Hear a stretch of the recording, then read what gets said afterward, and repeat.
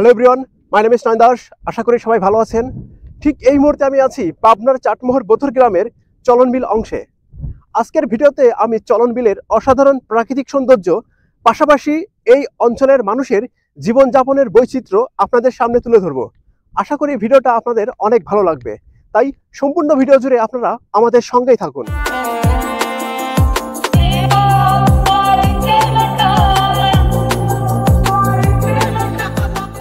আপনারা আমার পেছনে যে গাছগুলোকে দেখতে পাচ্ছেন, এগুলোকে আমাদের এলাকায় ড্যামা বলা হয়। এটা এক ধরনের ঘাস। এই ঘাসগুলো গরু, ছাগল, মহিষকে খাওয়ালে তাদের স্বাস্থ্য ভালো থাকে, পাশাপাশি প্রচুর পরিমাণে দুধ উৎপন্ন হয়। সেই কারণেই খামারিরা এই ড্যামা ঘাস গৃহপালিত পশুকে খাইয়ে থাকে। আপনারা দেখতে পাচ্ছেন এখানে এক ভাই ঘাস কাটছে। আমি এখন ভাইয়ের সঙ্গে একটু কথা বলবো। ভাই ভালো আছেন? হ্যাঁ, ইনশাল্লাহ আল্লাহ ভালোই রাখছে ভাই। ভাই আপনার গরু নাকি মহিষ? আমার গরু ভাই। কয়টা গরু আছে? আমার 4টে গরু। এর মধ্যে মানে গাভী কয়টা আর এরে গরু কয়টা? আপনার গাভী 3টা আর এই গরু 1টা। আচ্ছা, আপনি এই জমিটা আপনার নিজের নাকি বর্গা নেওয়া? এই জমিটা আমার লিজ নেওয়া। আচ্ছা, আপনি এই ড্যামার পরে এখানে কি লাগাবেন? এখানে আমন ধান লাগাবো। এটা কবে? বৃষ্টি লাগলি অথবা বর্ষা আসলি পরে তখনই, যখন পানি ওটা ভাব হবে সেই সময়। আচ্ছা, আপনার এখানে কতটুকু জমি বর্গা নেওয়া আছে? এখানে 12 কাঠা। 12 কাঠা? আচ্ছা, 12 কাঠা জমি বর্গা নিতে আপনার মানে বছরে কয় টাকা লাগে? বছরে 7,500। 7,500? হ্যাঁ। আচ্ছা, ঠিক আছে ঠিক আছে ভাই, ভালো থাকেন।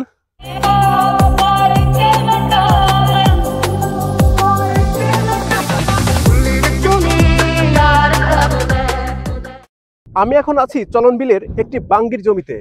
যদিও এখন মৌসুম শেষ, তারপরেও জমিতে অনেকগুলো বাঙ্গি ধরে আছে দেখতে পাচ্ছি।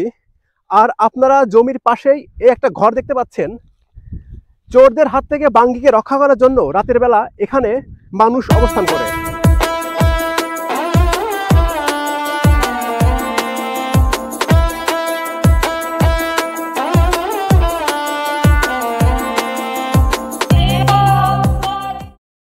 আপনারা আমার পেছনে একটি ঘর দেখতে পাচ্ছেন। এই ঘরের মধ্যে মোটর আছে। ধান সহ বিভিন্ন জমিতে মোটরের মাধ্যমে এই ঘর থেকেই জলের সাপ্লাই দেওয়া হয়।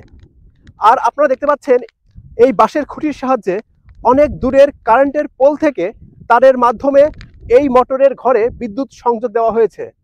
বাঁশের খুঁটির সাহায্যে এইভাবে কারেন্টের সংযোগ নেওয়া, এটা কতটা নিরাপদ সেটা আপনারা অবশ্যই কমেন্টস করে জানাবেন।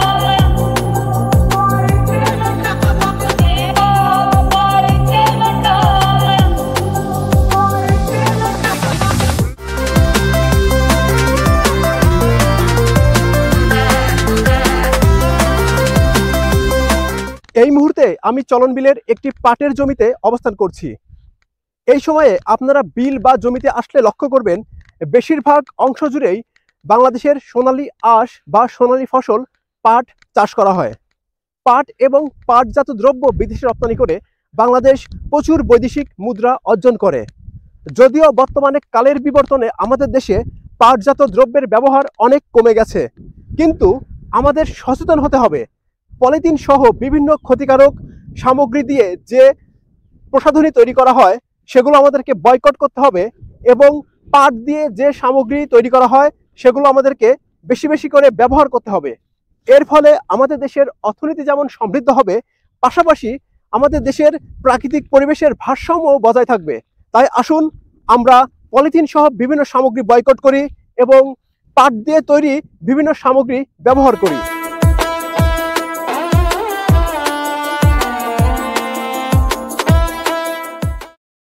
আপনারা আমার পেছনে যে গাছগুলো দেখতে পাচ্ছেন, এগুলো তিল গাছ।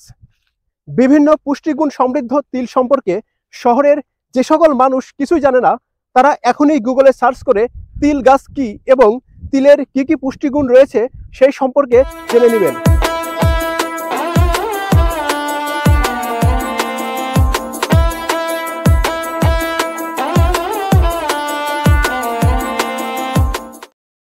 আপনারা আমার পেছনে যে গাছগুলো দেখতে পাচ্ছেন, এগুলো ভুট্টা গাছ। এটা বাংলাদেশের অন্যতম প্রধান খাদ্যশস্যের একটি। ভুট্টার খই বা পপকর্ন খেতে দারুণ লাগে। এছাড়া কাঁচা ভুট্টা কয়লার আগুনে পুড়িয়ে খেতে আরো বেশি ভালো লাগে। আপনাদের কেমন লাগে সেটা অবশ্যই কমেন্টস করে জানাবেন।